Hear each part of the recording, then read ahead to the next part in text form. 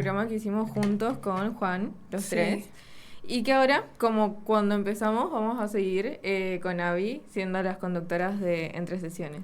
Qué triste, ¿no? Fue como una gran pérdida, la verdad. Yo no me la esperaba. Flor dijo que ella ya la venía pensando, ya lo veía como a Juan pensando un poco que hasta acá íbamos a llegar los tres juntos.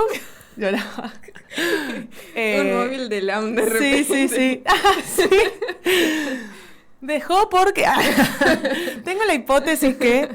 Pero sí, muy triste la pérdida que tuvimos. Pero bueno, hoy vamos a hablar un poco de la dependencia emocional que formamos hacia las personas, ¿no? Sí, en parte sí, ese es uno de los temas que vamos a tocar el día de hoy. Muy interesante el tema que traemos. Me parece que, bueno, a mí me gusta mucho todo lo que tiene que ver con las infancias. Me parece que es la base para después poder trabajar Ya mejor me spoileaste la intro. en la clínica de adultos. Claro, porque hoy tenemos un tema que está bastante en auge y se escucha muchísimo, que son las crianzas. Más que nada se escuchan muchas críticas a los que se cree que se conoce como crianza respetuosa, pero obvio nosotros nos vamos a posicionar en un lugar en el cual no estamos criticando, no estamos señalando con el dedo, sino que buscamos en realidad analizar o pensar, ver qué se encuentra detrás de algo que todos lo tomamos como rutinario o cotidiano. Y obviamente que hablamos a partir de la teoría o de la vivencia de hijas, porque todavía no somos madres. Sí, claro, traemos este tema más para analizarlo desde una perspectiva psicológica, desde lo que sabemos de las distintas teorías, porque también tenemos un poco de cada una, y sin ánimos de ofender a nadie ni de juzgar, es más que nada con la intención de hacer psicoeducación, vendría a ser. Sí. En este ámbito puntual que es, bueno, padres, hijos, crianzas, porque también sabemos que nadie nace sabiendo ser padres, que es algo que se va aprendiendo con el tiempo, con los hijos. Sí, también. sí, tal cual. Sí. Hay una frase que se escucha muchísimo cuando se habla de crianza, es la de nadie te enseña a ser padre. Y aunque parece una frase simple, en realidad encierra algo muy profundo por detrás, porque durante mucho tiempo se enfatizó o se pensó y se instaló la idea de que ser madre, ser padre, era algo que simplemente ocurría, como si en el momento que nace un hijo también naciera automáticamente un padre. Y en realidad es un conocimiento que se va procesando a lo largo de toda la crianza a los hijos, ¿no? Y también los padres aprenden un montón. Claro, en el mundo real no funciona como un manual. Lastimosamente sería mucho más fácil tal cual. Si fuera como leemos en un libro, ¿no?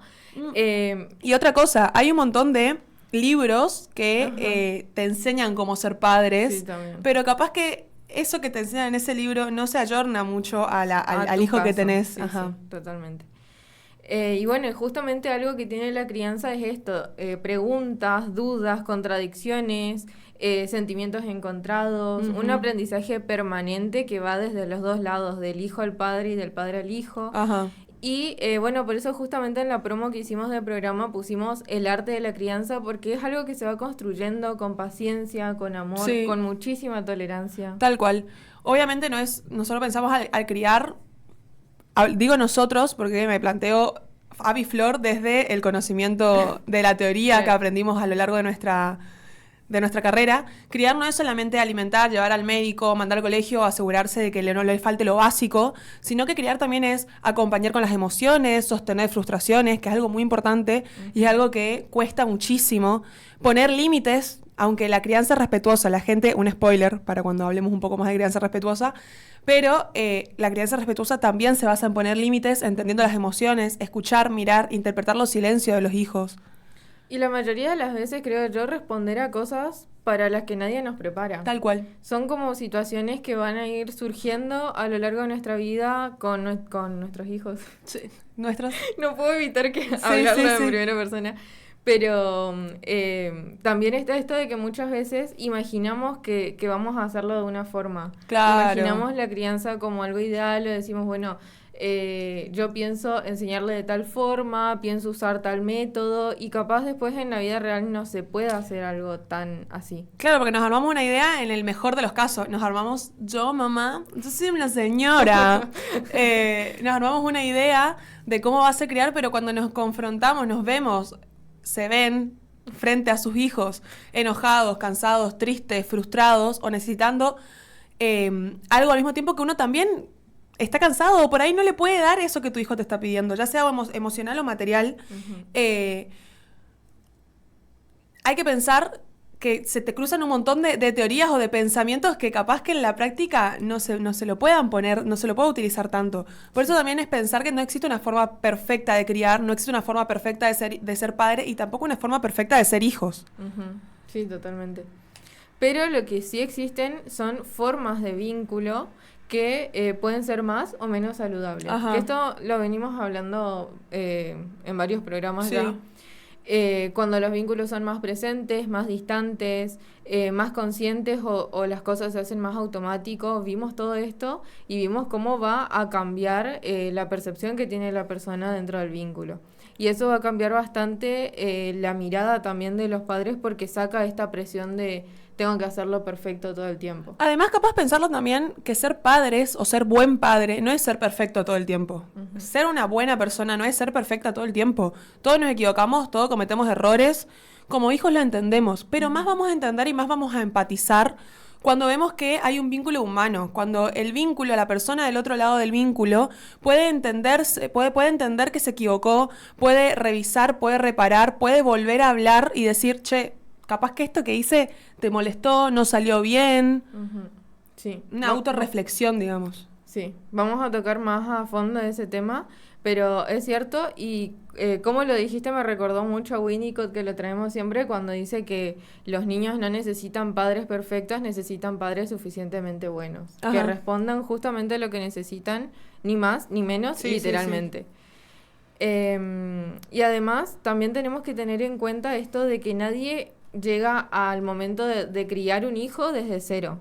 Todos llegamos con una historia encima, con experiencia. ¿Llegamos? Soy tía y no sabía. Todos llegan con una historia encima. Todos somos hijos antes de ser padres. Y Tal antes cual. de pensar en criar a alguien más. Viste que no, a mí me pasa, o por ejemplo me pasaba cuando en la secundaria más que nada, que yo miraba a los padres de mis amigos y decía, che, ¿ustedes no fueron hijos antes? ¿Por qué son así como padres? ¿No les gustaba o no les hubiera gustado cuando eran chicos que tengan un padre que les escuche, que les acompañe, que los aconseje y no estén todo el tiempo ahí poniéndoles límites, retándoles? Y hay que pensarlo también que esto pesa muchísimo porque a veces uno va a responder desde lo que vivió, incluso sin darse cuenta.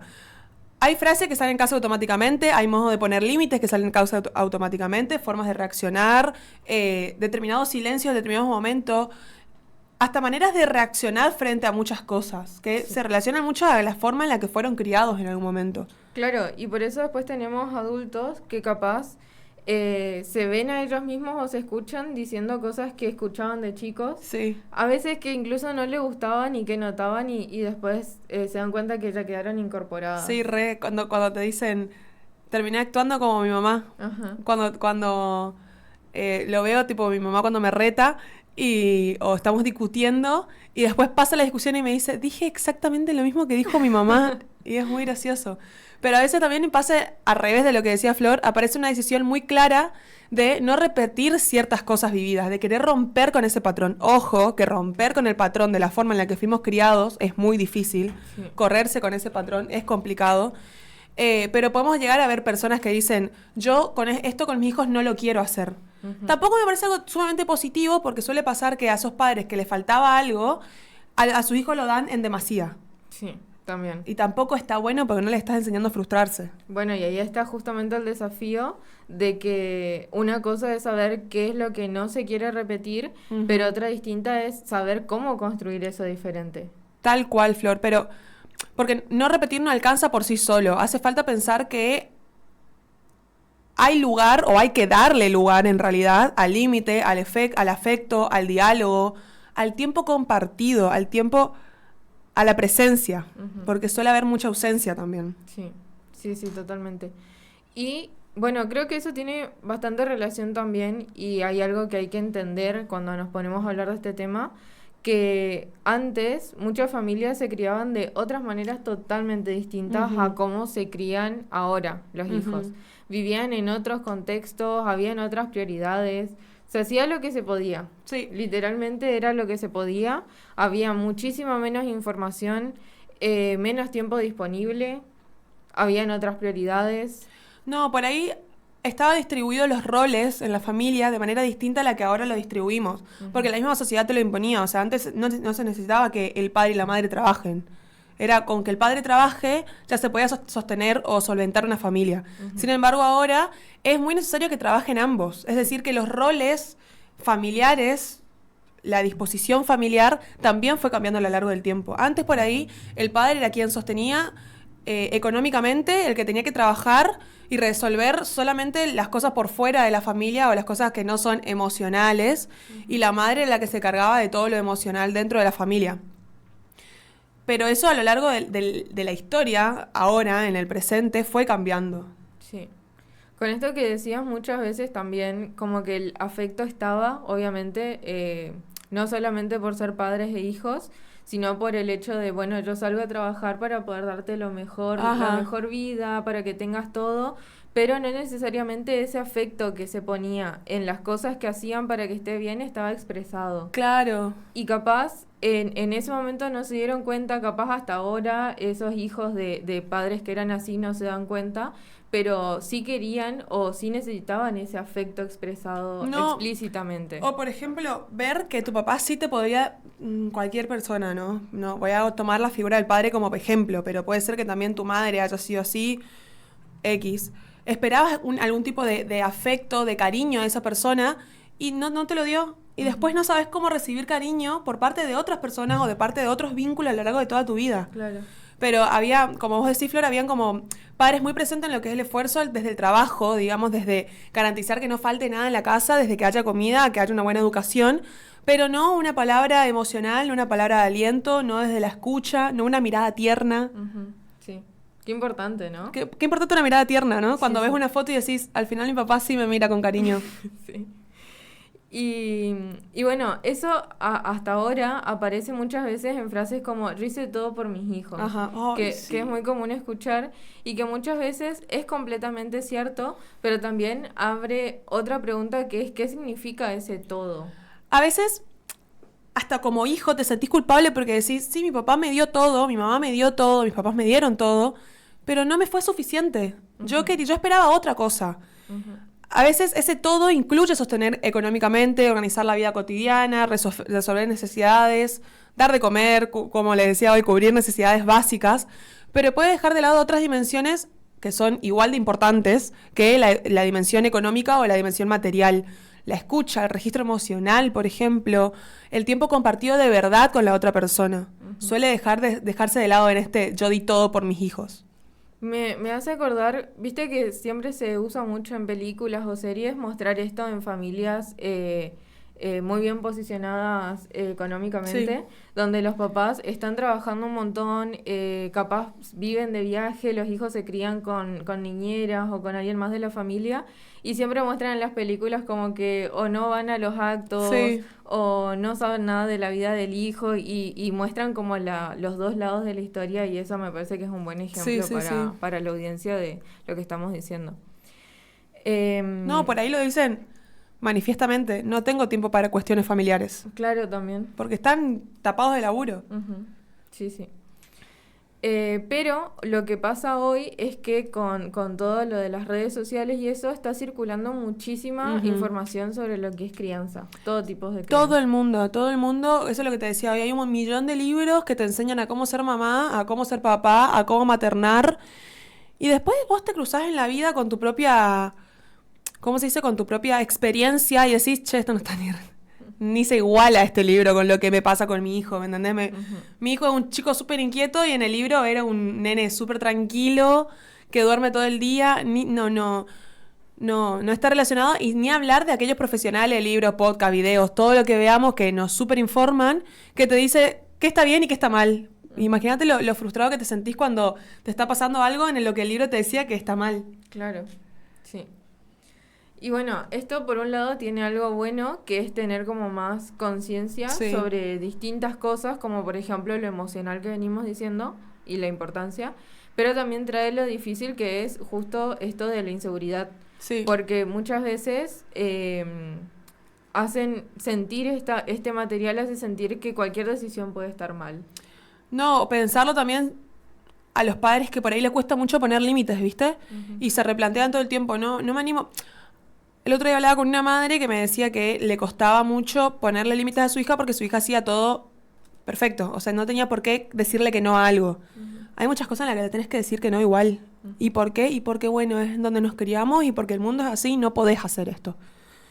Por eso se suelen preguntar, si pongo límites, ¿soy demasiado dura?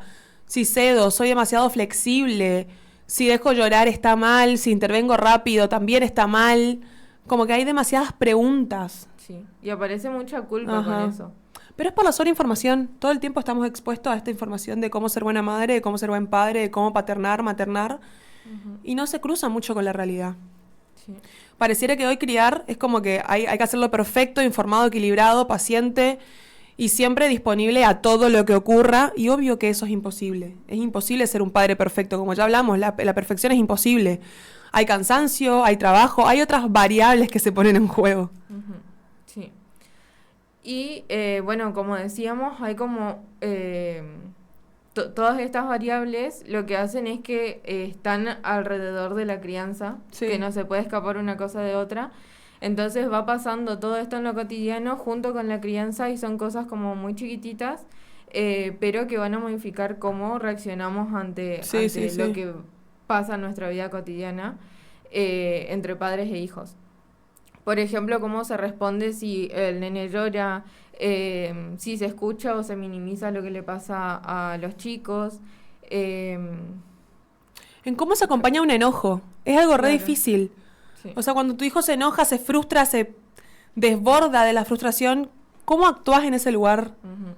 ¿Y cómo actúas si vos no estás regulado emocionalmente? Regulado para poder contener eso. Que me parece que eso es lo más difícil. Sí, porque si vos no estás regulado para poder contener a tu hijo enojado, que menos se regula emocionalmente, porque pobre es un nene, no tiene la capacidad de regulación emocional ni siquiera de poner en palabras, es muy complicado. Sí, totalmente. Bueno, y tenemos un poco más para comentar sobre este bloque, pero ya tenemos que ir a la pausa. Sí, teníamos un montón más, pero bueno. Sí. Vamos a seguir hablando igual en el próximo bloque. Pero los queremos invitar a que participen en la encuesta que tenemos el día de hoy, que vamos a hacer una apuesta en común después de los resultados que salgan. Bueno, la pregunta de hoy es, ¿qué crees que cuesta más hoy en la crianza? Y las opciones son poner límites, sostener la paciencia, estar presentes emocionalmente o desconectarse de las pantallas. Para ir cerrando el bloque, que ya nos queda un minuto para poder ir a escuchar musiquita, pensar en lo que estábamos hablando y ir a la pausa, queremos dejar en claro que no existe un manual único para ser padres, no hay una fórmula perfecta para hacerlo, tampoco existe una forma de criar que garantice que nunca van a haber errores, siempre hay un margen de error, obviamente, porque criar, en definitiva, es una experiencia profundamente humana. Se aprende mientras va sucediendo, se aprende sobre el pucho, digamos, es lo que va pasando y bueno, lo que vamos adquiriendo es experiencia. Tanto como padres como hijos. Los hijos aprenden mucho de sus padres, son ejemplos de ser y de no ser. Como les digo, no hay seres humanos perfectos, entonces sus hijos van a tomar ejemplos, nosotros hijos tomamos ejemplo de nuestros padres, tanto de lo que queremos ser en algún momento de nuestra vida como lo que no queremos ser. Lastimosamente es así, porque no somos todos los seres humanos perfectos, no hay un ser humano en el mundo que sea perfecto. Pero bueno, así les invitamos a que nos sigan en redes, en la Académica 985, para poder participar en la consigna que dejamos. Nos vamos a un ratito de música y enseguida volvemos. Estamos escuchando Canción de Cuna de Los Piojos. Toda la música hoy es alegórica es temática. Ajá. Sí. Sí. Bueno, y ahora volvemos con el tema del día, que es la crianza. Y en este bloque específicamente vamos a hablar de estilos de crianza. Qué trauma que tengo con este tema. Porque fue una materia que desaprobé muchas veces. No estilos de crianza precisamente, pero sí clínica de niños. Veníamos hablando, como resumiendo el primer bloque, que hablamos un montón. Hablamos, para los que se están conectando recién, de la crianza en sí. Hicimos como una introducción a todos los temas que vamos a abordar, entre eso crianza respetuosa, etcétera. Y me desconcentré. Y, perdón, a la audiencia. Y hablamos que nosotros nos queremos posicionar en este tema no a partir de la crítica a las crianzas, porque tenemos que cada crianza es un mundo y que ser padre se va aprendiendo sobre la marcha y que bueno, y que nos posicionamos en el lugar de la teoría y no tanto de la práctica porque tampoco somos padres. Todavía, madre. Bueno, y recién estábamos hablando justamente de que no se nace sabiendo ser padre, pero entonces, ¿será que todos criamos igual? Creo que no. Yo creo que no. Obviamente no. Sí. Si no, todos seríamos iguales. Seríamos tipo robotitos. Obvio no. Y en este bloque, obviamente, le vamos a invitar a la audiencia a pensar qué tipo de crianza tuvo. Capaz no es algo que normalmente pensemos en esto, pero cuando lo comprendes te das cuenta de muchas cosas que forman como la persona que sos ahora, la forma de vincularte, la forma de querer a otra persona, de aceptar a otra persona. Y esto no es solo cómo percibís cómo te criaron, sino que hay toda una teoría detrás. Y hay una psicóloga llamada Diana Baumrind que estudió esto y propuso distintos estilos de crianza. Sí. Que, bueno, ella fue una de las primeras en analizar esta área de la psicología.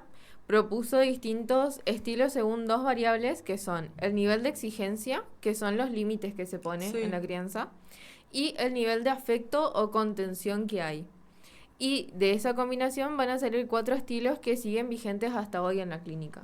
Pero la idea es que no lo tomen como etiquetas para ser padres, porque no es un manual para ser padres y este programa tampoco les va a dar el condimento perfecto para que sean los padres perfectos, sino formas de entender los vínculos que vamos aprendiendo a lo largo de toda nuestra vida.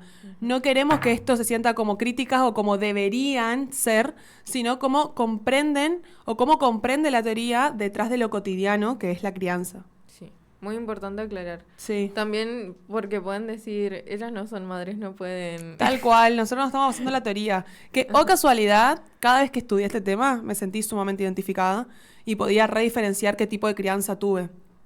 Sí, porque además ves como los distintos tipos en personas cercanas, en primos, sobrinos, amigos. O hasta con Flor, por ejemplo, veíamos que tuvimos una crianza muy parecida, cambiaban solo pequeñas cosas, muy pequeñas, y ya nos cambió a nosotras como personas. Claro. Y somos completamente distintas, muy loco. Sí. Pero bueno, el primer estilo que tenemos es el autoritario. Ya su nombre lo dice todo igual. Acá hay mucho control y poco afecto, obvio, porque su nombre lo indica. Son padres muy exigentes con reglas muy rígidas y se puede escuchar en esas familias frases típicas como porque lo digo yo. No puedes hacer tal cosa porque lo digo yo. Obviamente no hay diálogo, no se puede llegar a un común acuerdo. Y entonces el único foco que nos queda es la obediencia. Claro. Y justamente de esas frases, ahí está como la comunicación que tienen las familias, son que cierran al diálogo. Sí. El problema con esto es que los chicos sí suelen obedecer, pero entonces toda la crianza se va a construir desde el miedo, desde no comprender por qué se están poniendo estos límites, porque no se da como una explicación, no se hace y punto. Y a largo plazo acá va a aparecer baja autoestima, inseguridad, dificultad para tomar decisiones, porque si siempre alguien está decidiendo por vos qué hacer, si te está diciendo tenés que hacer esto, no tenés que hacer esto, cuando te toca elegir te paralizás. Obvio. Después también está aparte de entender que no puedes opinar. O sea, todo lo que te va a modificar a lo largo de tu vida, que no te den lugar a tu voz, ¿no? Sí. En el estilo autoritario estoy hablando. Un ejemplo de esto que había visto es el hecho de alguien criado con este estilo, que después llega el momento de que tiene que elegir una carrera y ahí los padres dicen, bueno, ahí ya podés hacerlo solo. No, y complicadísimo. No, yo a los 18 años ya sos adulto, dale a la vida. Pero me solucionaste toda la vida antes. Claro. Me dijiste qué hacer, me dijiste qué opinar, cómo opinar, cuándo opinar. Y ahora, ¿cómo sigo mi vida adulta si me solucionaste toda mi vida vos? Es complicadísimo también. Todos estos estilos van a tener sus pros y sus contras igual, como el permisivo, por ejemplo. Que están los padres que son súper amigos de sus hijos, que tampoco lo veo tan malo, pero el problema es cuando no hay límites. No hay límites, evitan decir que no. Hay muchísimo afecto, el lado completamente positivo, pero está este lado contra, que no hay límites, no se frustra. Sí, y tampoco hay como una separación de jerárquica. Obvio. Donde es como más una relación de amistad que de padre-hijo. Sí. Entonces, bueno, suena lindo en parte, pero en la práctica los chicos quedan como medio sin brújula, se podría decir, ¿no?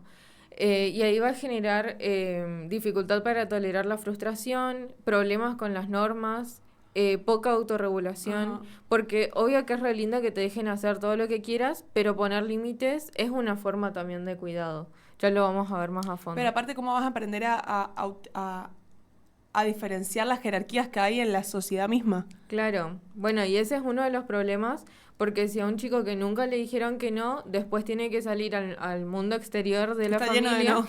está lleno de no y se va a chocar con esos no por todos lados. Sí, sí. Se suele ver, por ahí parece algo loco, yo me he cruzado con muchas amigas que tienen madres así o padres así, salen de joda juntos, tipo, yo soy re amiga de mi mamá, yo hablo de muchísimas cosas con mi mamá, pero hay cosas que son secretos propios. Son un poco de vergüencita hay que tener. Claro, hay momentos en los que son de uno mismo, que no vas a estar contándole absolutamente todo. Y en este caso, de este estilo de crianza, que es el permisivo, se va a modificar. Pero yendo como al tercer estilo, que es el estilo negligente, es un poco más complejo este estilo, porque hay ausencia de los padres, no hay mucho afecto y tampoco hay límites. Es negligente. Es negligente. Sí. Como su nombre lo indica, todos los nombres, no hace ni falta que expliquemos, se me hace. No, sí. Es fuerte este estilo de crianza porque el mensaje implícito se siente como arreglate solo. Es el desinterés. Pero es importante remarcar que acá también, para sumarle más complejidad, no necesariamente pasa este tipo de crianza por falta de amor, sino que muchas Dios, qué veces... ambiguo. Sí. Es un mensaje muy ambiguo. Sí, sí. Muchas veces pasa porque hay mucho cansancio, porque hay una historia personal muy pesada del lado de alguno de los padres, o por lo que sea, pero el afecto en el niño el efecto que tiene en el niño suele ser bastante fuerte porque va a vivirlo como abandono, va a tener dificultad en sus vínculos porque es como muy ambiguo justamente esto de estar y no estar de los padres todo el tiempo. Y bueno, eso lleva también inseguridad emocional. Uy, encima se deben venir los comentarios, los mensajes contradictorios de nosotros te amamos, etcétera, etcétera, pero después en el actuar no se da.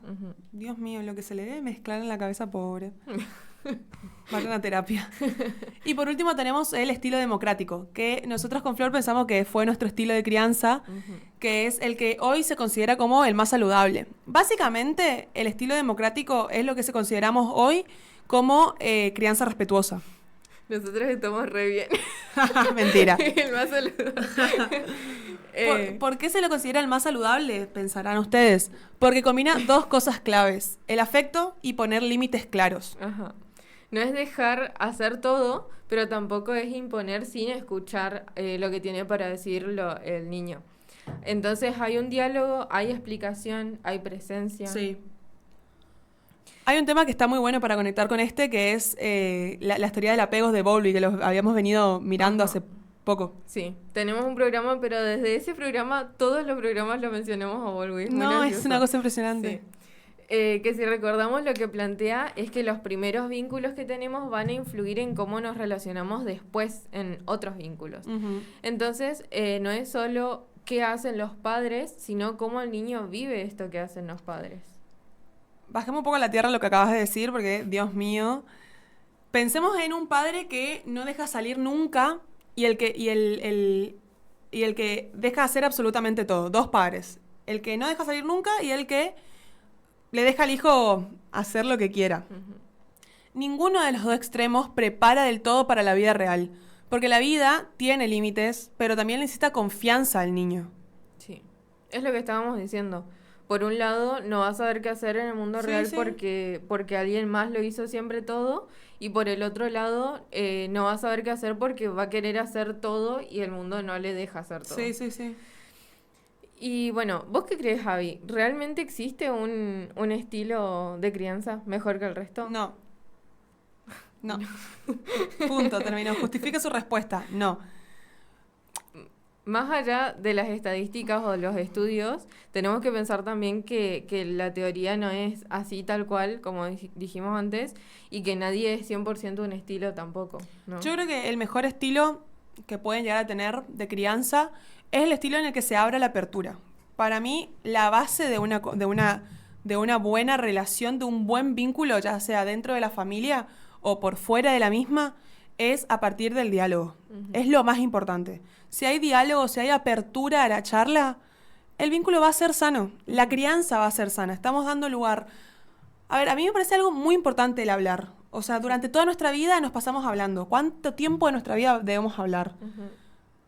Todas las situaciones que tengamos que atravesar, las más importantes, las vas a hacer hablando. Una entrevista de trabajo, defenderte de alguien, defenderte de un jefe, defenderte de un compañero, imponer tu punto de vista, que es algo sumamente importante, lo haces hablando. Si en tu familia no te enseñan la base de la comunicación, la base del diálogo, la escucha, que tu voz es importante, lo más probable es que el resto de tu vida te mantengas callado y no defiendas ni siquiera tu punto de vista. Sí. Entonces, para mí, lo más importante siempre es el diálogo. Poner límites, sí, obvio, hay que poner límites. No puedes hacer esto. Y capaz que no es algo tan ilógico. Capaz es salir una jodita que vos ves que es un poco peligrosa, pero a partir del diálogo. ¿Por qué para vos es tan importante esta joda? ¿Qué hay en esta joda que querés ir? Bueno, vamos a llegar a un acuerdo. Podés ir de 1 a 3 de la mañana. Listo, y yo te busco y te traigo. Llegamos a un acuerdo, el niño disfruta, yo disfruto. A partir de la libertad, tampoco que le vas a decir, y yo te espero afuera desde las 1 a las 3, porque no le estás dando la libertad. No le estás enseñando a él que se desenvuelva en un lugar. No sería tan niño ya si va a esa hora. Bueno, a una joda. adolescente, hijo, hije. Bien. ¿Se Sí. entendió el punto? Sí, se entendió el punto. Abrir al diálogo y... Poner límites. Poner límites. Y como demostrar realmente lo que se siente ante las distintas situaciones. También me parece importante. Explicar también la emoción, digamos, porque por ahí los padres ponen límites porque les da miedo eso que tiene que hacer el hijo. Y capaz de decir a tu hijo, no, me da miedo que hagas tal cosa porque esta es mi inseguridad. Y capaz tu hijo te dice, no, ma, pará. No, pa, no es lo que vos te estás imaginando. Voy a hacer esto y esto. Y te baja la ansiedad y entendés, mira, me está planteando algo completamente maduro y completamente racional.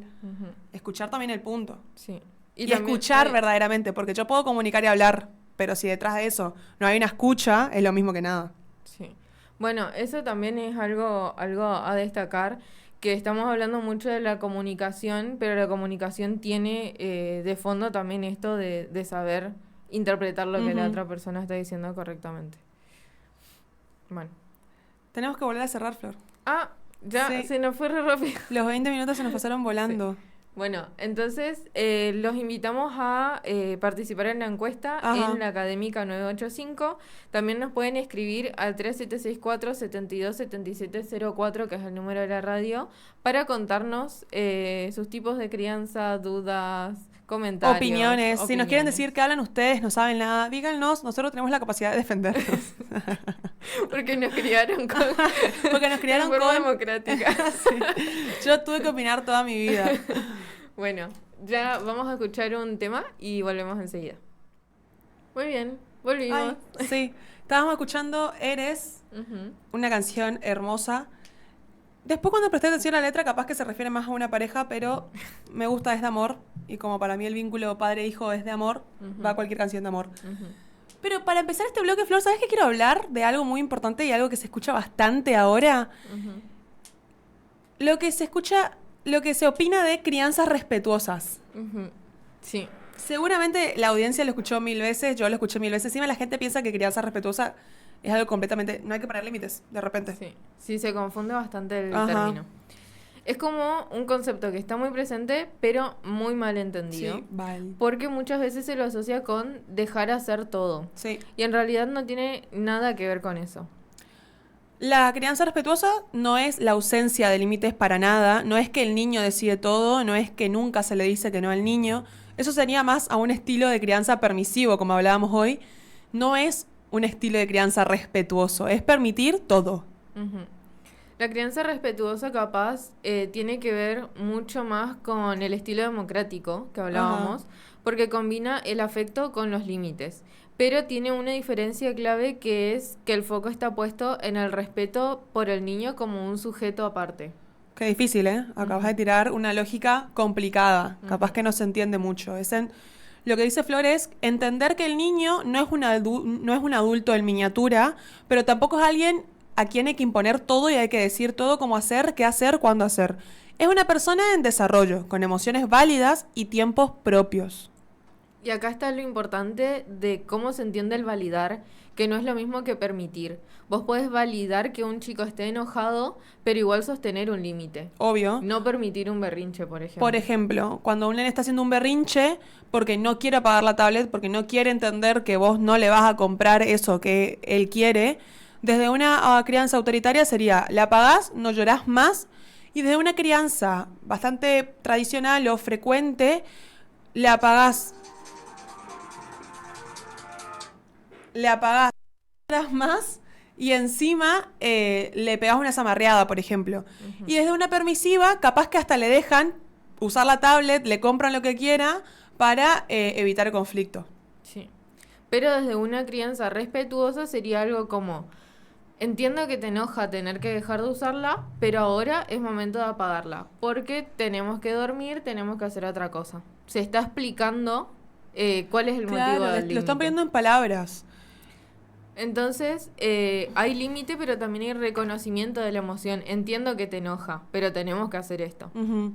Y esto es clave porque enseña algo que es fundamental en la vida adulta, que es la regulación emocional. No se trata de no sentir, no de te sacamos esto y listo, sino de aprender qué hacer con eso que sentimos. Sí. Y también otro de los mitos que hay sobre la crianza respetuosa es que es una muy blanda o sin autoridad. Tal cual, cuando en realidad, opinan todo mal, cuando en realidad requiere mucha más presencia, mucha más coherencia, porque no es imponer por imponer. No se hace porque yo digo que no se haga. Es sostener con límites consentidos. Y también está la creencia de que evita el conflicto, pero en realidad el conflicto se va a mantener ahí, solo que va a diferenciarse cómo se transita este conflicto, ¿no? Tal cual. Y pasa algo que muy interesante que muchas veces se idealiza como si hubiera una forma perfecta de criar y es que la realidad no existe esto. O sea, es lo que hablábamos hoy. La crianza respetuosa tampoco es el patrón ideal de crianza. Ujú. Como dijimos, de todas formas es algo que se va a ir aprendiendo, Sí. que se va a construir, modificar desde nuestra propia historia. Y bueno, capaz sí las cosas que vemos en las redes nos sirven para guiarnos, pero cada uno va a poner como su impronta en la forma de hacerlo. Claro. Y adecuarlo a su situación. O sea, cuando hablamos de vínculo, de crianza, perdón, no estamos hablando solo de teoría, sino que vamos un poco más allá. Estamos hablando de vínculos, de historias, de forma de estar con otros. Sí. Y la crianza respetuosa va a aparecer como una invitación a criar con más conciencia, ¿no? Sí, con más registro del otro, pero Sí. también con más registro de uno mismo. Eso estaba por decir. Es muy difícil basarte en la crianza respetuosa, en la crianza con tu hijo, cuando vos no te sabes regular a vos mismo o vos no sabes reconocer tus propias emociones. Claro. Claro, sí. Es lo que veníamos diciendo de estar regulado o saber qué es lo que te pasa o cómo calmarte a vos para poder transmitirle eso al hijo. Claro. Porque está eso de las madres que le dicen, deja de gritar, gritando. Ay, la otra vez, esto ya conté, pero voy a volver a contar porque el público se renueva. Estábamos en Brasil. Yo opinaba mal de la crianza respetuosa porque no estaba muy informada de lo que es la crianza respetuosa. Para mí la crianza respetuosa era no poner límites. Después entendí que la crianza respetuosa, haciendo un repaso de lo que terminamos de hablar, es poner límites de manera armoniosa, nunca poner límites va a ser de manera armoniosa, mentira, pero sí explicando y poniendo en palabras y entendiendo cómo se va a sentir el niño y reconociendo sus emociones. Ujú. Me pasó que cuando entendí esto, me posiciono de otra forma al ver las crianzas. Estábamos en Brasil, un nene berrinche, imagínense la situación, en un mayorista estábamos, berrinche el nene porque quería que la mamá le compre tal cosa.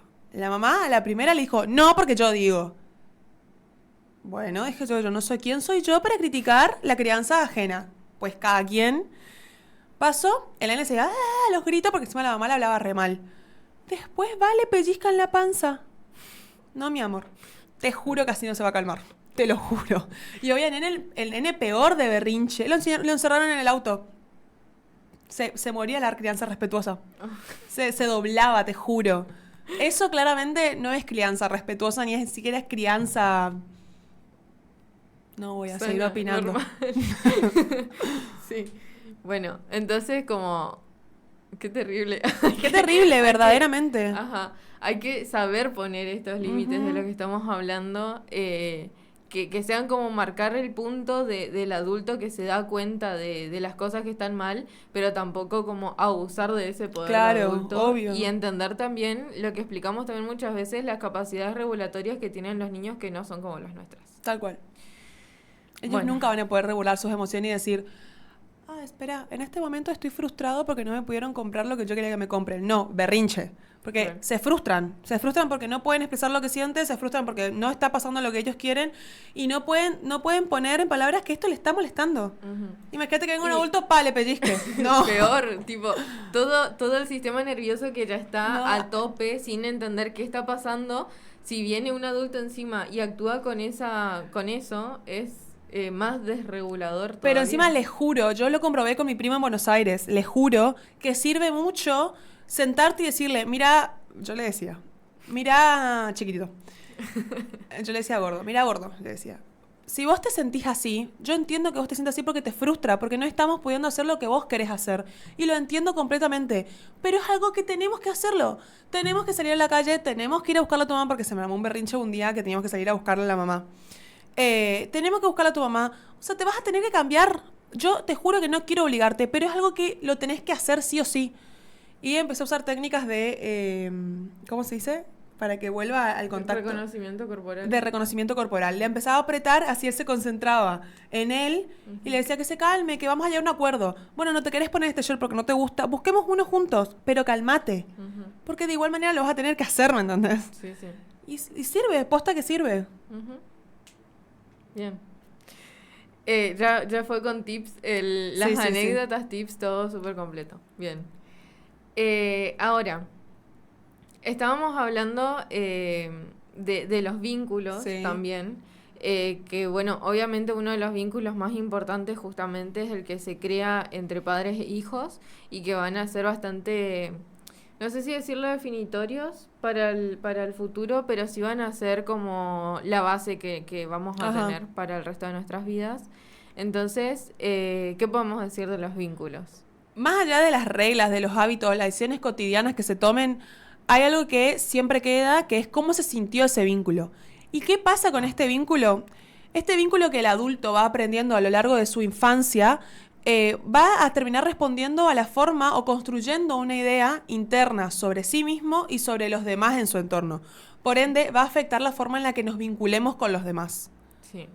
Cuando un chico sabe que se puede acercar, que puede preguntar, llorar, expresar algo sin el miedo a ser rechazado, ser ridiculizado, ignorado, ahí empieza a construirse una base de seguridad que es muy importante y esta seguridad después va a influir muchísimo en cómo la persona se va a relacionar con otros, cómo va a manejar la frustración, pedir ayuda, poner límites e incluso confiar en las otras personas. Tal cual. Y pasa siempre, ¿eh? O sea, es algo que pasa frecuentemente y algo que hay que aclarar, que muchas veces no se trata de grandes ausencias de los padres o situaciones extremas que nos imaginemos de violencia extrema, sino que a veces son muchas cosas que se van manteniendo de manera repetitiva. Por ejemplo, hay respuestas que minimizan, hay silencios, falta de atención. Tal cual. O momentos donde emocionalmente no hay un registro de parte de los adultos. Porque a veces uno piensa en daño emocional como algo que es súper evidente, pero muchas veces lo que más marca son las cosas más sutiles. Encima si te manejas a pensar, por ejemplo, en la clínica o en uno mismo, yo tengo una capacidad de autorreflexión impresionante.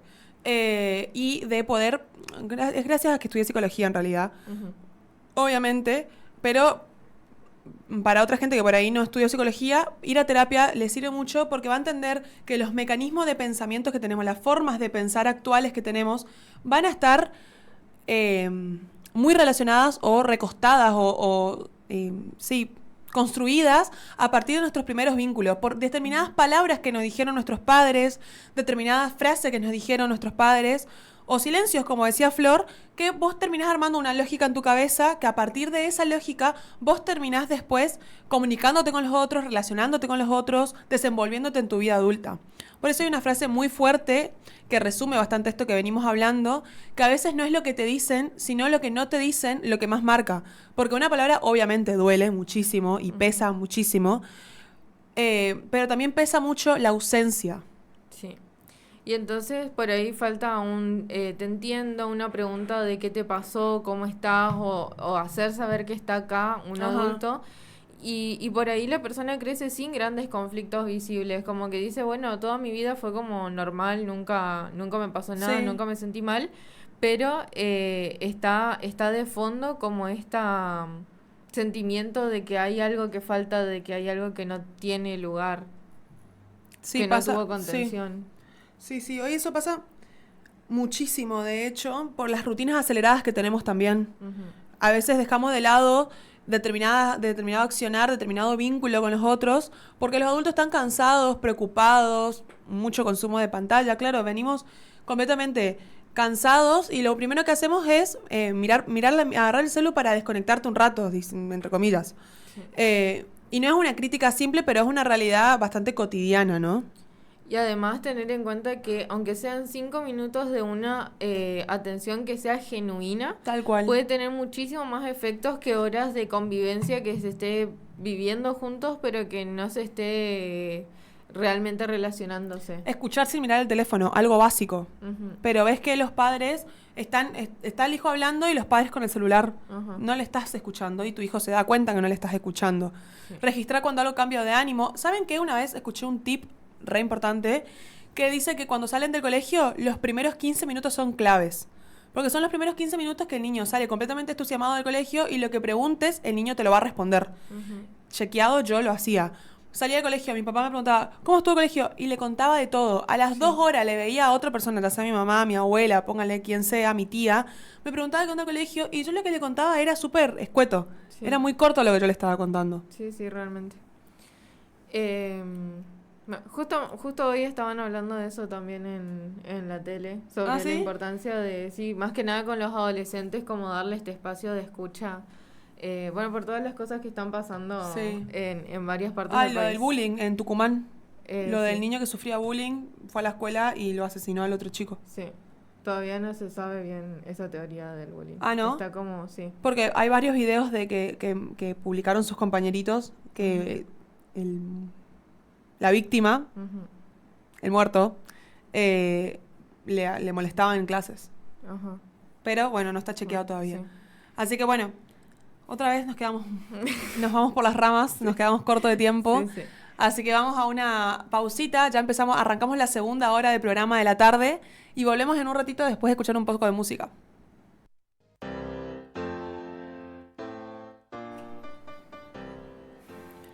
Bueno, volvimos. Estábamos escuchando ahora un poco de Fito Páez con su canción que le dedica a la hija, Margarita. Y estábamos hablando sobre crianza. Hablamos un poco de crianza respetuosa, hablamos un poco de los estilos de crianza. ¿Qué más, Flor? ¿Qué más hablamos?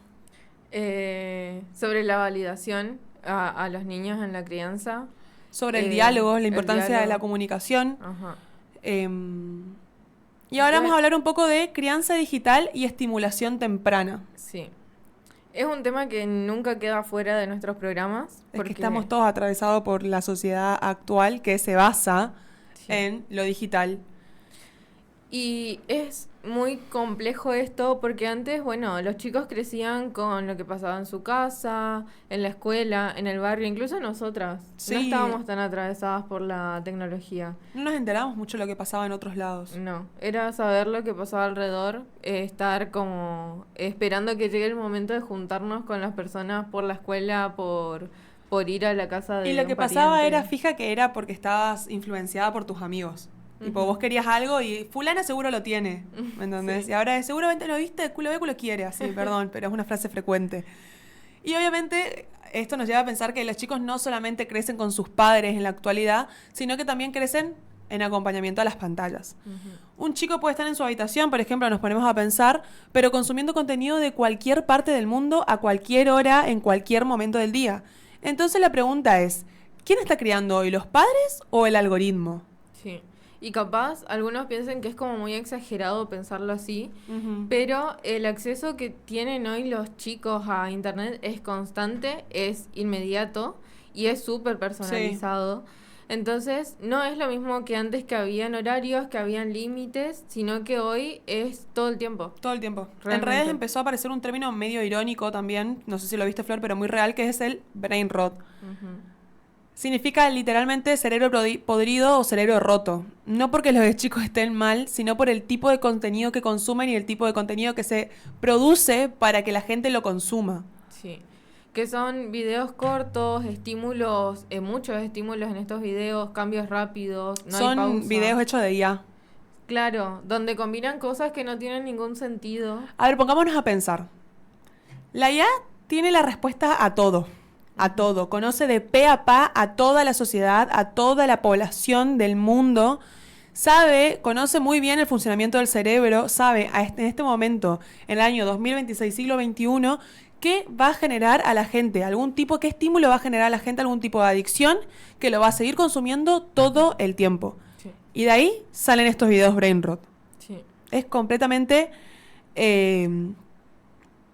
desgastante para el cerebro. Genera demasiado estímulo, demasiada producción de dopamina que obviamente actúa como recompensa. Entonces el cerebro aprende, quiero más de esto, quiero ya más de esto. Y ahí empezás a scrollear.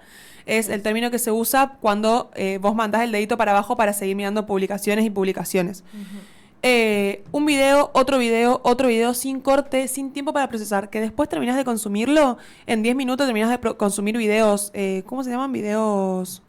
No son videos cortos, tiene otro nombre. Bueno, no importa. Y te pones a pensar y decís, ¿qué fue lo que tomé de todos estos videos que vi? Uh-huh. De 100 videos que seguramente viste en 10 minutos, porque de sobra te alcanzan los 10 minutos para mirar 100 videos, uno te habrás guardado. Uh-huh. Te lo recordás después de ese tiempo de estímulo. Sí. E incluso haciendo videos cortos, no se tolera el tiempo que dura. Casi siempre se corre antes de que termine el video. La otra vez vi un TikTok de una chica que decía, no pases los videos. O sea, pasa el siguiente video y si el video dura 10 minutos, te lo mirás al video de 10 minutos. Uh-huh. Y ahora otra cosa. No solo está el brain rot, no solo están los videos de tiempo corto que duran 60 segundos, 30 segundos, sino que lo puedes adelantar a 2x. O sea, sí. Puedes mirar rapidísimo. Sí. Bueno, pero nosotros estamos hablando de las cosas que vemos o que nos pasan a nosotras. Si lo pensamos en un niño, que el cerebro todavía no está formado del todo, que la función es como la atención, el control de impulsos, el lenguaje, la planificación, todo eso todavía está en desarrollo y todo eso para formarse bien necesita lo que hoy escasea con este estímulo, que es tiempo lento. Tal cual. Preguntar a los docentes cuánto les dura la atención a los niños. Lo veo. Ay, cierto, Flor, uh-huh. Cierto que estás como docente acompañante. Docente integradora acompañante. Sí. Hablábamos una vez con una docente y nos contaba que la atención de los niños en nuestra primaria duraba entre 45 minutos y 1 hora, que la docente podía explicar un tema, dar una tarea, que los niños la hagan concentrándose. Hoy en día dura entre 15 y 30 minutos. Sí. Y la docente tiene que hacer malabares, literalmente, para que los niños se puedan concentrar. Es gracias a estos estímulos cortos, a estos shorts, a estos reels, a estos TikTok que vemos todo el tiempo, que les genera a los niños menor tolerancia al aburrimiento, dificultad para concentrarse, necesidad constante de estímulo. Sí. Sin ir más lejos, igual, no hace falta solamente que sean shorts, reels, TikTok, contenido de poco tiempo, sino que los videos de YouTube. Uh-huh. Los videos de YouTube que están todos hechos con IA, que están todos hechos de sobreestímulo, sí. Es una cosa impresionante. Muchos colores, Bueno, sí. Eso también tiene que ver con, por ahí si nos está escuchando algún padre y ve las cosas que consumen sus hijos, la mayoría de cosas actualmente son con colores súper saturados, que aparecen un montonazo de cosas en la pantalla que ni siquiera a nosotros nos da tiempo de procesar, ruidos súper agudos que no se entienden del todo. Y si se ponen a pensar, en nuestra época, los dibujitos que veíamos eran mucho más lentos. No sé, se me ocurre Winnie Pooh, que tenía colores súper apagados, tenues, era colorido, pero eran colores tranquilos. Los movimientos eran lentos, no había tanto estímulo, tanto flash. Ajá. La otra vez estábamos viendo un video con mi primo, tiene mi misma edad, de los dibujitos que mirábamos nosotros. Uh-huh. Y mezclaban tipo dibujitos, porque eran dibujitos de los 2000. Entonces era del 2000 al 2010, y claro, nosotros miramos dibujitos hasta los 2008, por ahí. Uh-huh. Esos dibujitos eran los nuestros. Después, los que vienen después ya son de la generación más chica a nosotros. Y la comparación entre los dibujitos nuestros a los otros, vos decías, ¿por qué le muestran esto a sus hijos? Porque nosotros teníamos Art Attack. Los chabones tienen, no sé, el dibujito que vos decís, pará de tanto estímulo, pará, me está por generar un shock dopaminérgico en la cabeza. Pero bueno, acá llega un concepto que es muy importante y que casi hoy en día desapareció, que es el aburrimiento. ¿Qué hacía Flor cuando vos a la tarde estabas aburrida en tu casa y no tenías un amigo para juntarte? Me ponía a juntar hojitas y cocinaba. Porque estabas aburrida y usás tu cabeza para buscar una actividad. O sea, imagínate lo activa que está tu cabeza, que va a buscar actividades o se va a imaginar. Dios mío, los chicos de hoy, ¿qué imaginan? No entiendo qué imaginan. Sí, realmente. Es muy importante en la etapa de la niñez esto de poder tener un tiempo libre de juego recreativo, de momento de imaginación, capaz es algo que se ve como malo, o sea, en general como que ves el aburrimiento como que no es muy lindo. Pero, obvio, porque es aburrimiento. Claro. Estás aburriendo. Pero para los niños es súper necesario porque justamente ahí se estimula la creatividad y surgen como ideas. Le tiene que hacer sí o sí pensar para ver cómo surge el pensamiento propio. Ajá. Surge un pensamiento que no está atravesado por lo que digan los padres, no está atravesado por lo que digan los dibujitos. Surge su propio pensamiento. El niño que nunca se aburre no empieza a crear, no inventa juegos, no imagina, no explora, no activa su pensamiento propio. Y tampoco necesita inventar nada. Tiene todo estimulado desde afuera. Sí. Y eso tiene un impacto enorme que capaz no parece tanto exteriormente, pero sabemos que sí a nivel psíquico es importantísimo. Sí. Porque en ese momento se desarrollan muchas habilidades cognitivas, sociales y emocionales también. Y entonces ahí aparece otro punto que es muy importante, que es la presencia del adulto. Claro, porque criar, no es solamente cuidar, es estimular. Y muchas veces hoy eso se delega a una pantalla. Pero una pantalla no va a reemplazar nunca cosas básicas del desarrollo del niño. Por ejemplo, el habla, que Dios mío, es algo que ahora me preocupa bastante. Porque no quiero decir que está... no es lineal. No es lineal pero... ni completamente correlacional, pero hay muchos trastornos del lenguaje ahora. Muchísimos. Sí. Niños que hablan en neutro. También, sí. Porque el niño va a desarrollar el habla a partir del intercambio con el otro, obvio. Justamente. De alguien que le va a hablar, que le va a responder, que le va a dar tiempo para procesar lo que está diciendo. Y un video obviamente te va a dar todo eso. Te puede mostrar palabras, te puede hablar, pero no hay un ida y vuelta que se genera en el vínculo. No hay un vínculo. O sea, hay alguien hablando, pero él no está respondiendo, por ejemplo. Y lo mismo pasa con la escritura. La creatividad, la imaginación, todo eso construye con interacción con otros. Leer un cuento, inventar una historia, dibujar, jugar, son cosas simples, pero son fundamentales, son fundamentales en la... me asusté. Son fundamentales en la apertura del pensamiento. ¿Sabes qué estaba pensando? De hecho, que lo prueben los padres. Prueben padres alejarse de la pantalla. 3 días. 3 días sin estar constantemente mirando TikTok o en tiempo libre mirando TikTok o Instagram o videos cortos o pantallas todo el tiempo. Les juro que se activa una parte del cerebro que parece que está dormida. Empezás a hablar mejor, empezás a hablar más fluido, empezás a concentrarse muchísimo más. Si eso pasa en el cerebro de un adulto, pónganse en el lugar de sus hijos y piensen en el efecto que genera en el cerebro del hijo. Sí. En un cerebro de un niño, digamos. Y esto también tiene mucho respaldo teórico, ¿no? Sí, obvio. Porque tenemos autores como Vygotsky, que es un autor que se trabaja mucho, que plantea que el desarrollo se da siempre en interacción con otros.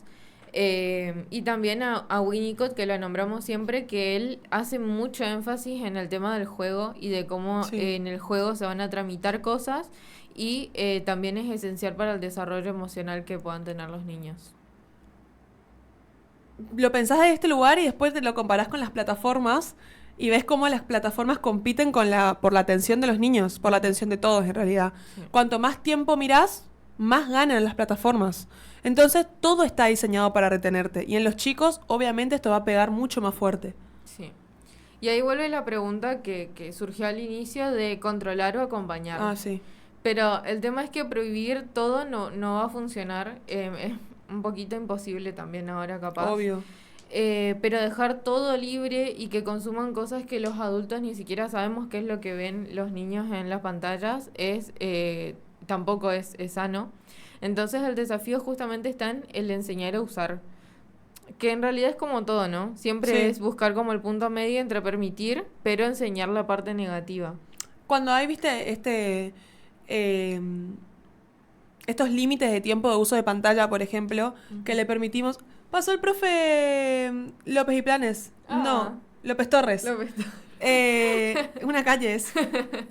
Bueno, lo que estábamos diciendo es enseñarle al niño a decir, bueno, este tiempo es suficiente. Obviamente el niño no va a aprender así. Vos le tenés que decir, bueno, de tal hora a tal hora podés usar el celu, podés mirar YouTube. Después ya no. Después aburrite, hace otra cosa. Porque obvio, un adulto no solo está controlando, sino que tampoco limita todo el tiempo, tampoco y también educa. Pero un adulto acompaña, explica, conversa y pone límites sanos con sentido. Sí. Y en el tema del uso de tecnologías tampoco es solo sacar el celular o sacar la computadora, sino ofrecer alternativas, ¿no? Ay, tal cual. No sé, decirle, bueno, te saco, ahora tenés esto, ¿no querés que dibujemos? ¿No querés que juguemos a esto? ¿Querés hacer algún deporte? ¿Inscribirlo en algo? Pasar Hablarle. tiempo compartido, hablarle. Porque si no hay otra cosa que se le pueda ofrecer, la pantalla siempre va a terminar ganando. Tal cual. De hecho, a nosotros nos pasaba que no teníamos esa pantalla. Uh-huh. Entonces, si no teníamos algún tipo de estímulo, no teníamos algo que hacer, y nos íbamos a buscar esa otra actividad, nos rebuscábamos nosotras. Uh-huh. Pero ahora está todo el tiempo la pantalla. Sí. Entonces, me parece, para ir cerrando el bloque... ¡Ay, este bloque sí vamos a terminar a tiempo! Para ir cerrando este bloque, me gustaría preguntarnos si la tecnología es buena o mala, pero en realidad esa no es la pregunta que nos tenemos que hacer, sino qué lugar ocupa la tecnología y qué lugar ocupa el adulto en relación a esta tecnología. Porque obvio que un algoritmo puede entretener, pero no puede mirar, no puede sostener, no puede escuchar, responder, estimular como se debería verdaderamente. Enseñar a hablar, a pensar, a crear. Y sobre todo no puede reemplazar el vínculo que se crea cuando se están enseñando esas cosas. Uh-huh.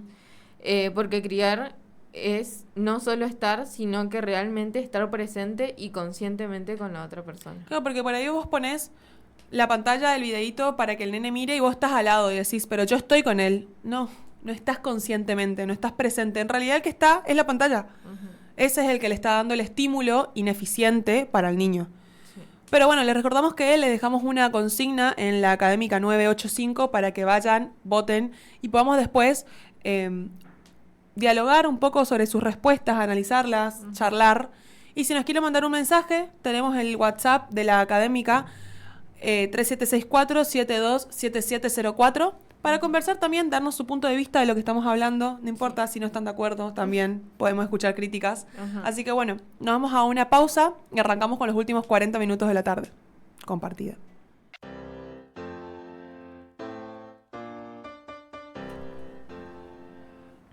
Bueno, Flor, volvemos con el quinto bloque. Estábamos escuchando Bienvenido de Iván Noble. Qué linda canción, la verdad me encanta. Cada vez que la escucho me acuerdo de mis papás y lagrimeo.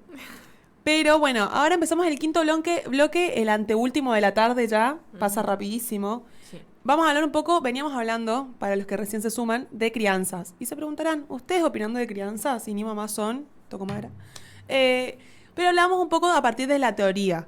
Hablamos de los estilos de crianza que se pueden llegar a presentar, de que no hay un estilo, no hay el mejor estilo de crianza, sino que son diferentes formas de vincularse y que ninguna es mala o la mejor, tampoco hay un manual para ser padres. Uh-huh. Y lo importante del diálogo y la comunicación en los vínculos parentales. Sí. Y ahora hablemos un poco del control parental, ¿no? De acompañar a los chicos sin invadir.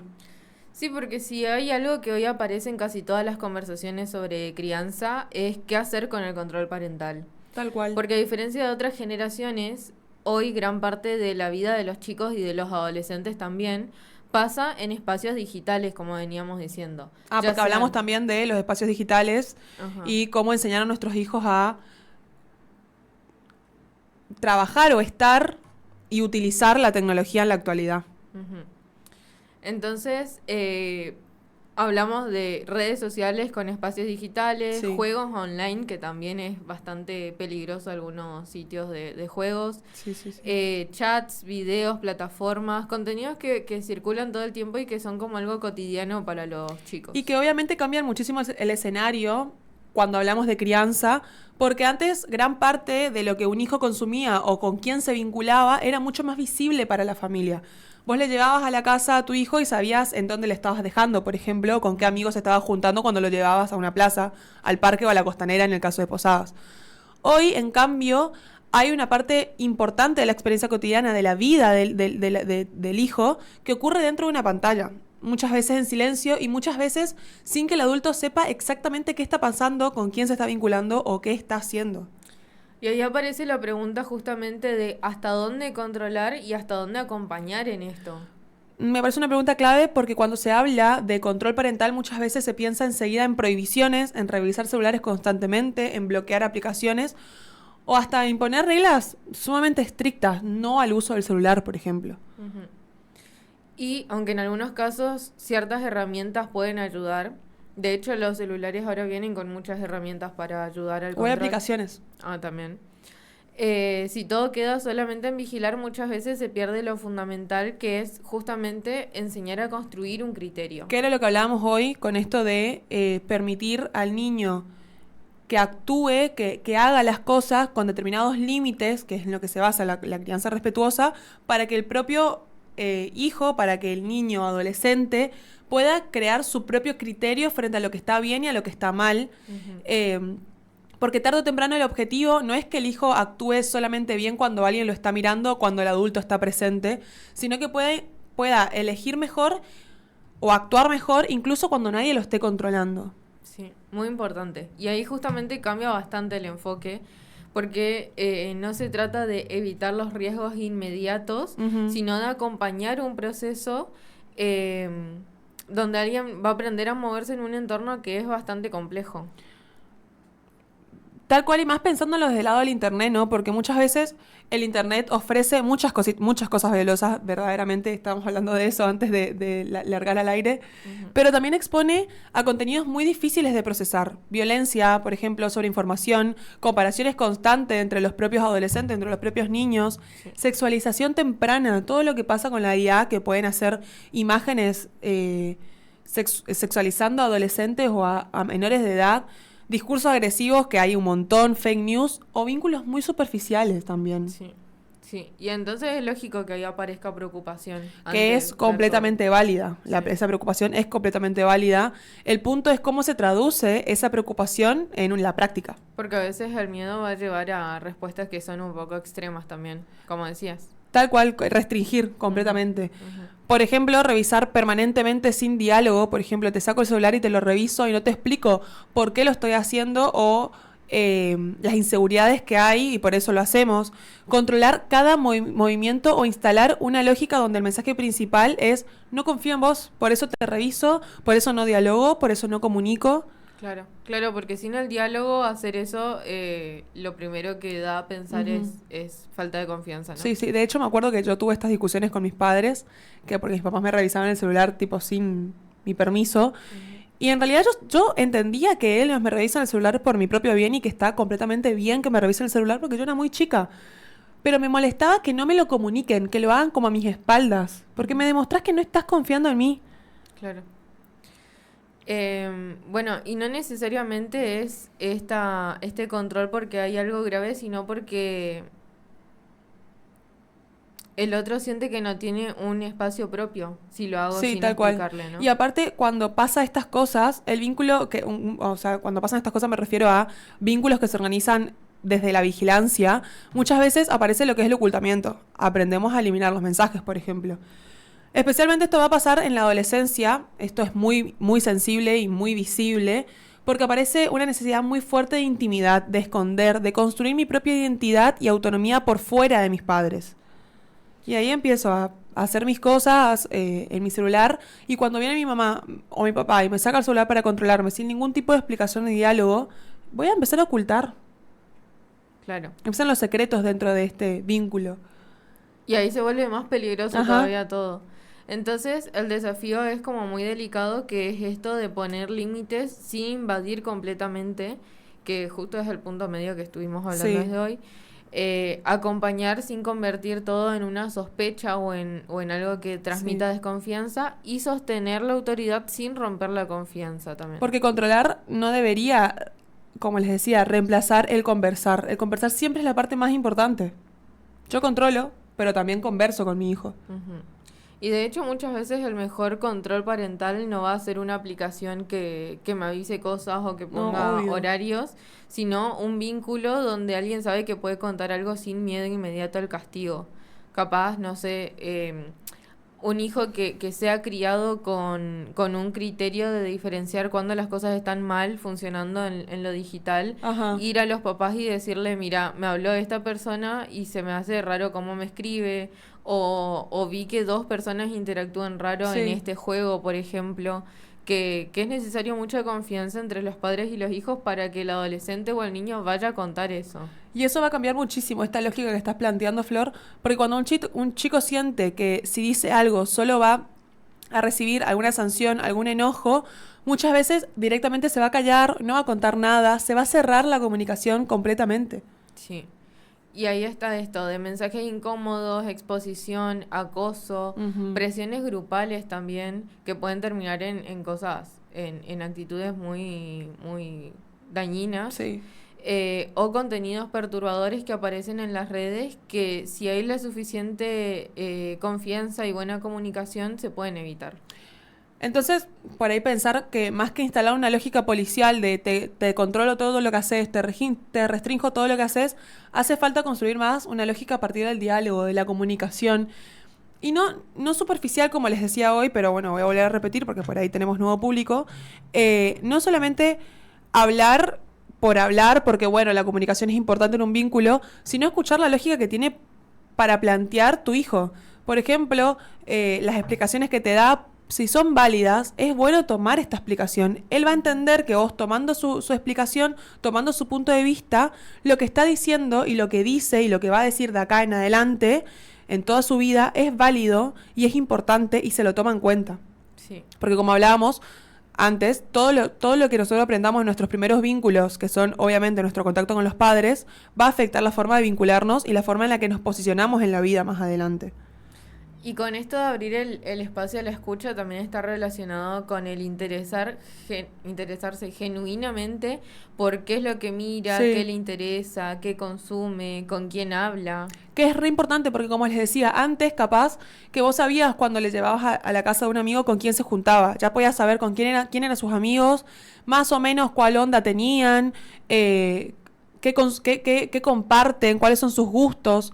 En cambio ahora todo está pasando en las redes, todo está pasando detrás de una pantalla del celular. Si vos tenés buen diálogo con tu hijo, te vas a enterar de estas cosas.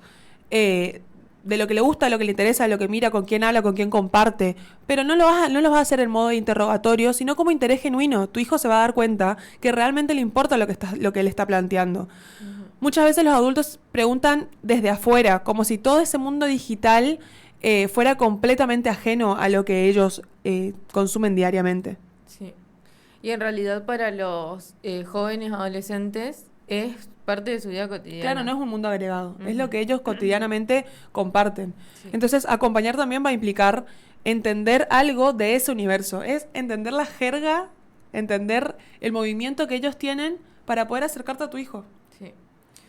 Y acá entraría, por ejemplo, qué redes sociales se están Sí. usando actualmente. Encima hay un montón de redes nuevas que me sorprende.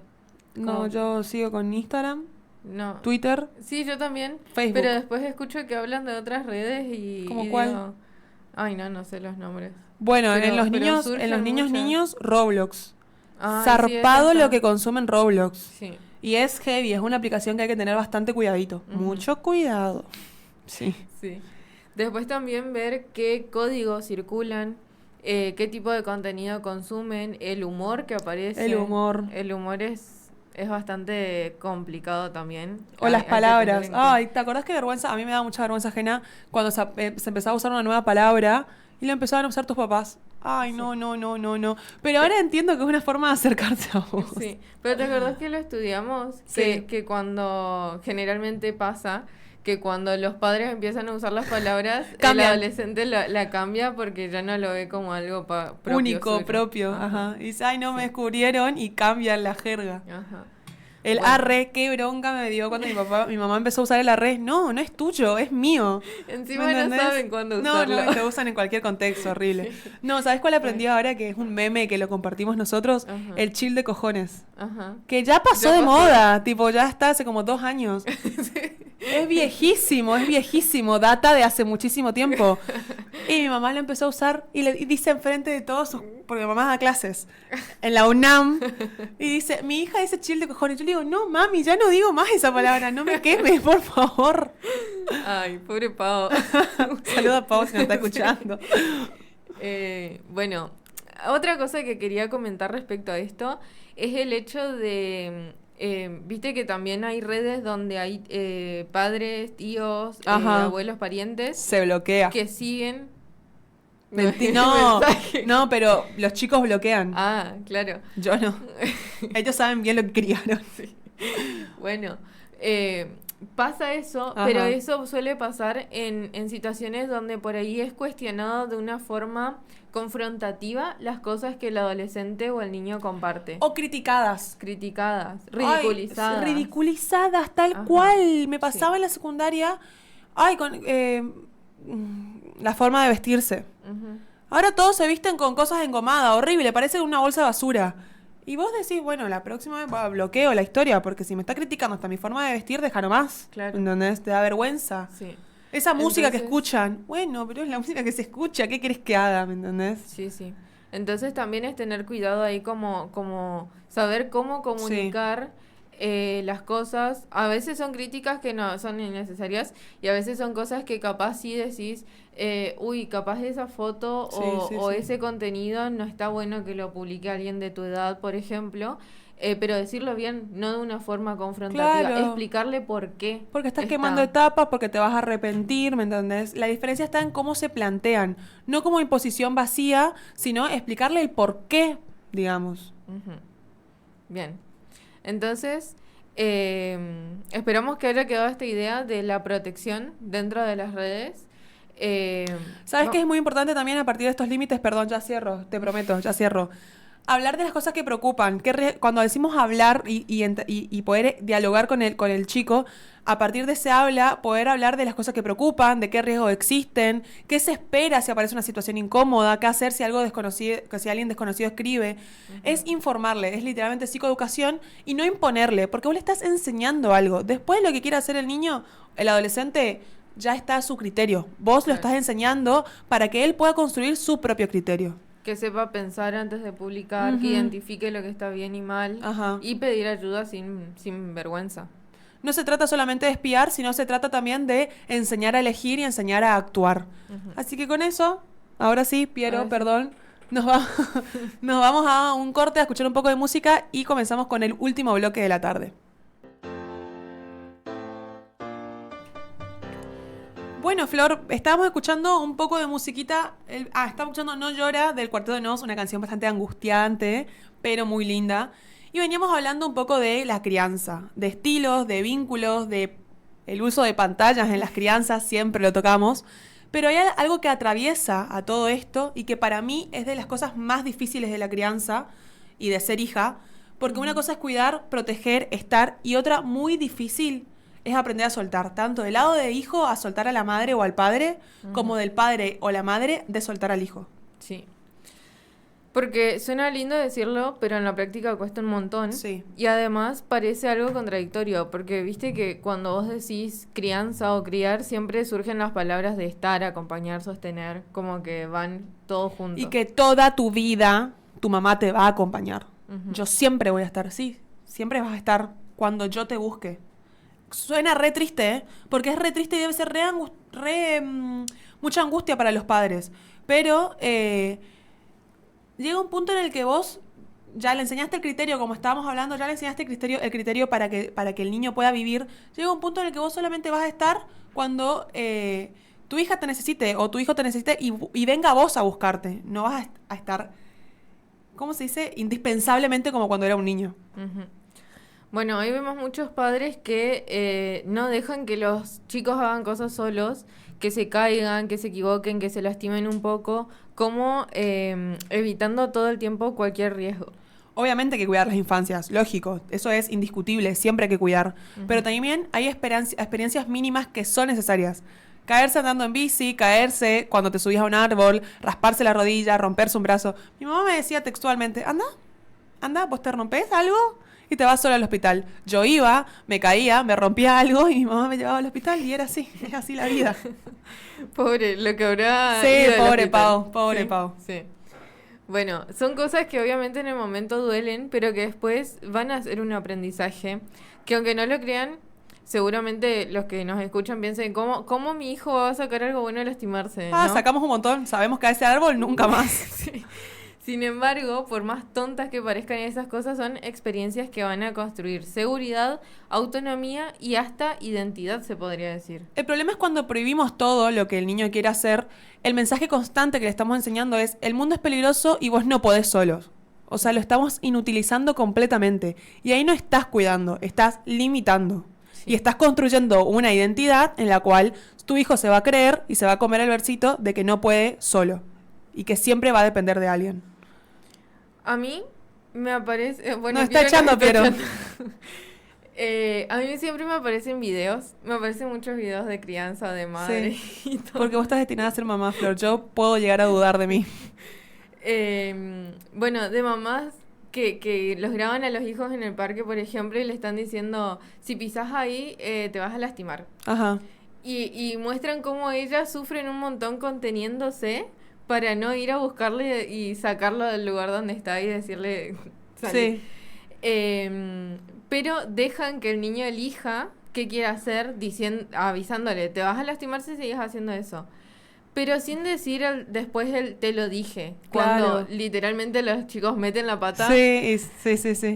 Y eso es entender justamente el rol de guía que tiene el padre o la madre para el niño, de guiarlo en te puede pasar esto, pero vos elegís. Es tu libre albedrío. Y aprendés a partir de la experiencia. Porque de lo único que se aprende es de la propia experiencia. Ujú. Ya de ahí, bueno, si tenés éxito o fracaso, y bueno, pero aprendés de tu propia experiencia. Y volvemos a lo de antes, los extremos. El sobreproteger todo y el no estar, y ninguno de las dos ayuda, ninguna de las cosas, de estas dos cosas ayuda al desarrollo real. Pero, por ejemplo, el estar de más le va a generar a los niños una dependencia terrible, que después va a depender de muchas cosas el que pueda correrse de ese lugar. Porque crean niños inseguros, miedosos, ansiosos ante situaciones nuevas, que lo más probable es que cuando deje de depender de vos, va a volver a depender de otra persona externa. Claro. O en el caso de nunca estar, como decías, el otro extremo, son niños que van a estar perdidos, que van a ser muy desconfiados porque no saben cuándo pueden contar o no con el apoyo Sí. del otro, porque su primer apoyo nunca estaba. Sí. O que también van a tener dificultades en los vínculos porque no tuvo vínculos seguros en un primer momento. O tuvo vínculo y le dijeron todo el tiempo qué hacer. También. Pero ahora vamos por otro lado, porque acá también hay algo más profundo que bueno, el psicoanálisis lo trabaja mucho. No está Juan y ahora no. vamos a hablar de psicoanálisis libremente. Que no siempre tiene que ver con cuánto estás, sino en cómo estás. No entiendo a qué te referís mucho igual. Que hay padres que no están mirando realmente a sus hijos. Viste que hoy estamos hablando mucho de esta conexión que se forma en el vínculo con la Ajá. mirada y todo eso, sino que usan al hijo como una especie de espejo. Ahora sí voy entendiendo un poco más. Es como cuando no les preguntas cuando les preguntas quiénes son, les dice quiénes deberían ser. Ujú. Y eso no es siempre violento o evidente. A veces muy sutil y aparece incluso como amor en algunos casos. Sí. Parece que estamos hablando de la crianza autoritaria, ¿viste? Sí. Sí, un poco. Entonces, esto aparece como una especie de sacrificio, como mucha dedicación de todo lo hice por vos, que suena amoroso, pero también que va a generar un peso muy grande, como una deuda. Sí. Así lo dirían los psicoanalistas. Sí, sí, sí. Que desarrollaron muchísimo cosas sobre esta temática, donde el hijo deja de ser un sujeto con deseo propio y pasa a ser alguien que tiene que responder a esta deuda. Dios, qué heavy lo que acabas de decir, Flor, verdaderamente lo de deja de ser un sujeto con deseo propio, porque el deseo nos moviliza a todos, nos moviliza a vivir. Que el sujeto no tenga un deseo propio pasa a ser alguien que responde completamente a otra persona todo el tiempo. Súper infeliz, obviamente. Sí. Se relaciona con lo que hablamos mucho en otros programas. En esos casos el hijo no recibe solo amor, sino que recibe un proyecto. Sos el inteligente, vas a hacer esto, sos mi orgullo, que suena lindo, obvio que suena lindo, pero también encierra muchísimo, porque no deja espacio para preguntarse, ¿qué yo quiero? ¿En qué quiero fracasar? ¿En qué quiero triunfar? ¿Qué quiero ser yo? Sí. No me acuerdo en qué tema habíamos hablado, pero lo hablamos, lo tocamos bastante a fondo esto. Entonces, ¿qué pasa ahí? El niño va a aprender a adaptarse a eso que se espera de él. Entonces, se vuelve muy bueno leyendo al otro también. Va a saber anticipar, a responder, a cumplir, pero muchas veces no sabe quién es fuera de eso. Esto es algo que te iba a decir hoy, antes, de que viste que en los niños chiquitos está esto de poder leer los gestos de la madre. Ah, sí, sí. De saber cuándo está enojada, cuándo está bien. Por eso lo de Winnie con lo de madre es suficientemente bueno. Ajá. Y que eso es necesario hasta cierto punto, pero después muchas veces se extiende a lo largo de la vida de la persona, donde vive en un nivel de estrés súper alto porque está en hipervigilancia con todo el mundo. Sí. De, no sé, le hablo a una amiga y estoy viendo si ella no reacciona mal con lo que yo dije o... Sí. O todo el tiempo estás pensando, hizo tal gesto, por ende esto puede significar que no le caigo bien o que no quiere hablar más conmigo. Me odia. Sí, me odia, Flor. Bueno, pero si pensamos a fondo, hay algo muy fuerte en todo esto que es, no hubo abandono, pero tampoco hubo lugar para existir. Dios mío, estás completamente encerrado. Entonces, desde el psicoanálisis se habla de que el deseo no va a nacer de la falta. Cuando un padre se presenta como completo, como el que sabe todo, como el que define todo... No va a dejar de espacio para el otro. Claro. Lo estás comiendo, es la boca del cocodrilo, que no tiene un palo, que estés abriendo la boca para que no se coma al hijo. Bueno, eso serían las cosas de las cuales depende que se pueda correr o no la persona de este lugar, ¿no? Y salir de este lugar implica todo un proceso. Primero, poder nombrar lo que pasó, entender muchas actitudes para después recién poder cambiarlo. Sí. Después también el tolerar la culpa, porque separarse de este mandato de tiene que hacer esto, tiene que ser esto, capaz en profesión, podríamos poner ejemplo. No solamente eso, tengo que seguir siendo siempre el orgullo de mi mamá. Y todo lo que pueda romper con este orgullo está mal, aunque es algo que yo lo deseo. Sí. Y bueno, entonces es como tolerar la culpa que eso genera, que también está atravesado por el duelo de los padres de la niñez, ¿viste? Que es algo que pasa en la adolescencia, que es súper feo, pero que es necesario que pase este duelo. Hay algo clave acá, que es empezar a desear sin pedir permiso, porque muchas veces el deseo va a aparecer como una incomodidad, como algo que no encaja, podemos decirlo, pero justamente por eso hay que escuchar ese deseo que queremos. Y si se puede, acompañarlo en un espacio terapéutico también. Sí. Entonces, bueno, esto es como solo un tipo de crianza que quizás es bastante dañino si no nos damos cuenta como padres, porque acá está implicado el entender que criar también es permitir la diferencia del otro, como venimos diciendo desde hoy, que no siempre se cumplen las expectativas específicas y que un hijo no es una extensión de los padres. Creo que acá quiero dejar muy en claro esto. Voy a ir a otro tema primero. En relación con lo que estás diciendo, Flor, porque si no me voy mucho por las nubes. Pero hay otras creencias muy populares y muy importantes en resaltar, que es que un hijo no viene a completar a los padres. Bueno, está relacionado a esto igual también, lo que estaba por decir, así que después voy a dar ejemplo. Pero un hijo no viene a completar a los padres, no viene a devolverles nada, no tiene que ocupar el rol de arreglar una familia dañada, porque no es una curita, es un sujeto que va a venir, va a tener pensamientos, va a tener su propia identidad y tampoco va a venir a reemplazar o tapar el dolor de otras generaciones. No es su responsabilidad. Qué fuerte cuando se piensa en eso, ¿no? Vimos también mucho. Qué fuerte cuando se piensa, tengo mi propia vida y esto que tengo no es mi responsabilidad. Mi familia deja de ser mi responsabilidad. Y todo esto es importantísimo, quizás es medio incómodo pensarlo incluso, pero tomar conciencia de todo esto es necesario porque para que alguien pueda ser adulto, para que Ajá. alguien pueda elegir, armar su vida, tiene que poder individualizarse e incluso emocionalmente. Hay una frase que para mí va a resumir todo lo que venimos hablando, Flor, que es: un hijo recién puede ser padre cuando deja de ser hijo. Y es terrible esa frase. Sí, cuando la estudié en clínica de niños se me Fue voló la cabeza. impactante, sí. Sí, sí, sí. Sí, sí. Porque encima se te viene gente a la cabeza Ujú. y decís, nunca dejó de ser padre, nunca dejó de ser hijo, Ajá. siempre siguió dependiendo de sus padres y ahora es padre. Sí. Y te das cuenta también en cómo se da la crianza Sí, sí, a sí. esos hijos suyos. Y que esto no significa no querer más a los padres ni emanciparse o algo así, sino superar la necesidad de aprobación de los propios padres y asumir la toma de decisiones propia. Acá se me viene a la cabeza, siempre que pienso en esto, en Cristian Castro. Porque... De repente empezamos a hablar del chisme de Emilia Tini y María Becerra, ¿viste? No, es algo que yo siempre le digo a mi mamá, que Cristian Castro como que siempre aparece con nuevas novias y eso, y Ajá. como que nunca, creo que no tiene hijos. Y yo le digo a mi mamá, él no puede ser pareja porque él nunca dejó de ser hijo de su madre. ¡Lam! Amiga, un que montón el tiene- análisis. Viste que tiene una relación muy apegada Sí, con, sí. con Verónica Castro. Y Verónica Como siempre... Fedeval. También, ese es Ajá. otro ejemplo. Sí, Es sí, buena. sí. Y ya que estamos hablando de este tema, que me parece que tiraste una bomba, literal, te tiro una pregunta polémica. ¿Vos crees que todo el mundo puede ser padre? Yo, capaz es polémica mi respuesta, pero yo creo que no. Y aunque suene fuerte, creo que es lo más acercado a la realidad, porque criar es poder correrse, poder ver al otro, enseñar, tener una fortaleza emocional lo suficientemente fuerte justamente para contenerme a mí y poder contener al otro, que es lo que hoy te decía que me parece que es lo más importante. Entonces me parece que ser padre implica un trabajo personal y psíquico gigante. Yo también creo lo mismo. Hay padres que no estaban preparados para ser padres. Ujú. Y los ves en los estilos de crianza que tienen.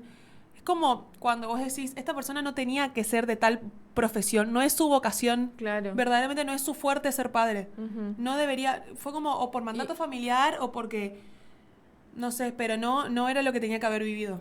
Y cuando ves a personas que tienen muchos hijos y Sí. ves esa falta de...